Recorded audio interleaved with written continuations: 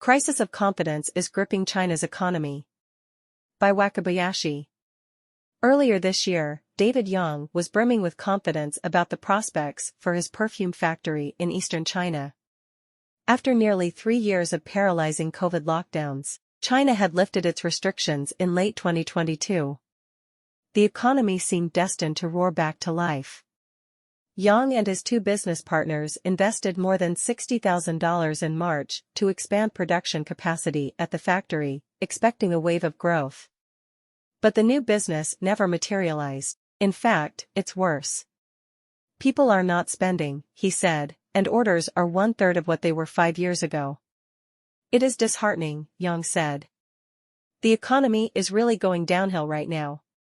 For much of the past 4 decades, China's economy seemed like an unstoppable force, the engine behind the country's rise to a global superpower. But the economy is now plagued by a series of crises. A real estate crisis born from years of overbuilding and excessive borrowing is running alongside a larger debt crisis, while young people are struggling with record joblessness. And amid the drip feed of bad economic news, a new crisis is emerging, a crisis of confidence. A growing lack of faith in the future of the Chinese economy is verging on despair.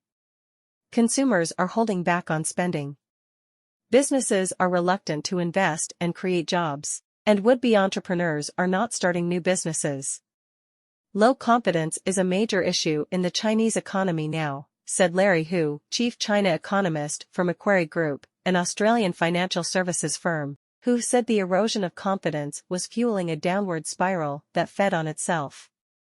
Chinese consumers aren't spending because they are worried about job prospects, while companies are cutting costs and holding back on hiring because consumers aren't spending. In the past few weeks, investors have pulled more than $10 billion out of China's stock markets. On Thursday, China's top securities regulator summoned executives at the country's national pension funds, top banks and insurers to pressure them to invest more in Chinese stocks, according to Caixin, an economics magazine. Last week, stocks in Hong Kong fell into a bear market, down more than 20% from their high in January.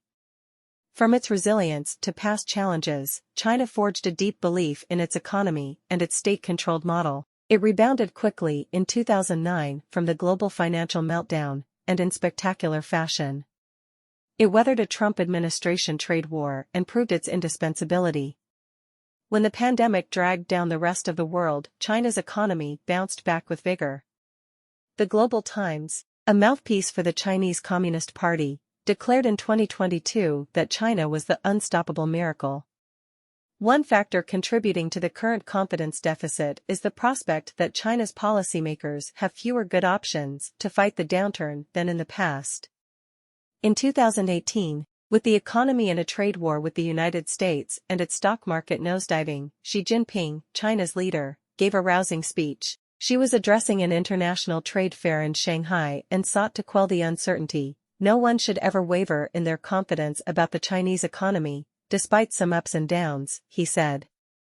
The Chinese economy is not a pond, but an ocean, she said. The ocean may have its calm days, but big winds and storms are only to be expected. Without them, the ocean wouldn't be what it is. Big winds and storms may upset a pond, but never an ocean.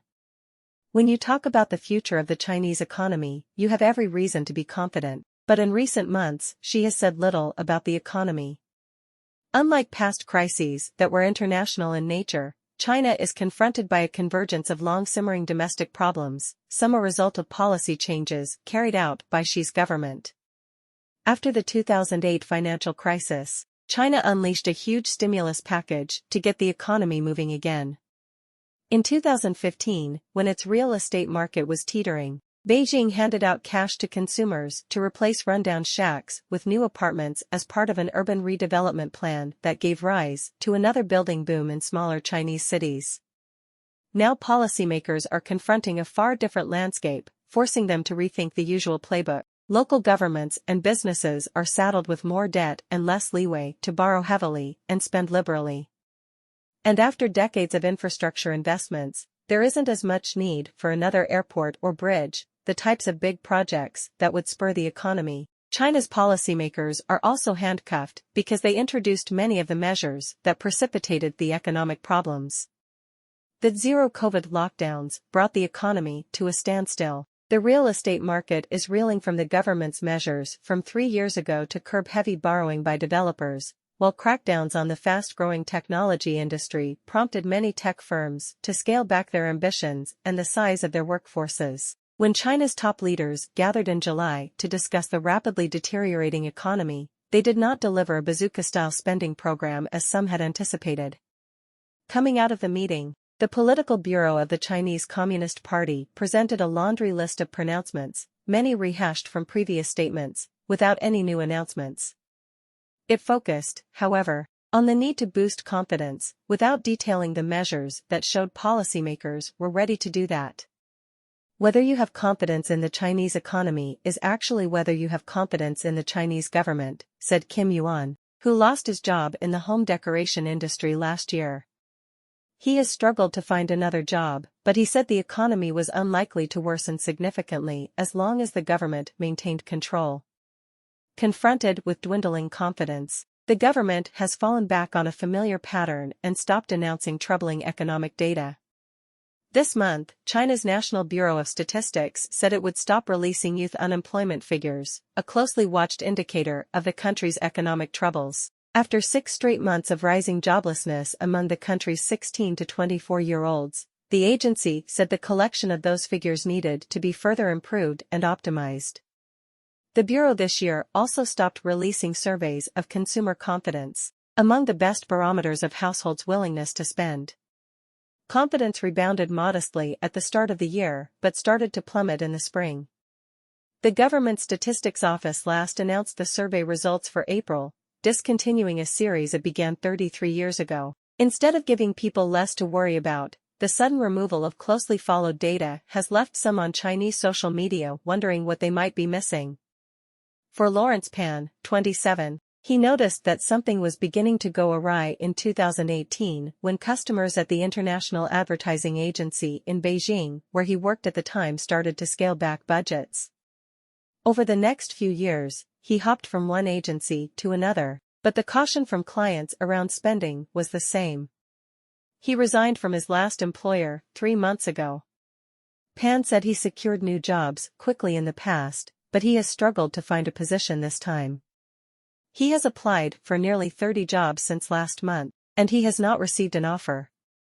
He said he was considering part-time work at a convenience store or a fast food restaurant to make ends meet. With so many uncertainties, he has cut back on his spending. Everyone is having a hard time now, and they have no money to spend, he said. This might be the most difficult time I've ever been through. This is a learning channel providing the latest articles of famous newspapers and magazines bilingually. For your better understanding of the world's politics and economy, please subscribe to our channel and push us to edit more videos for learning.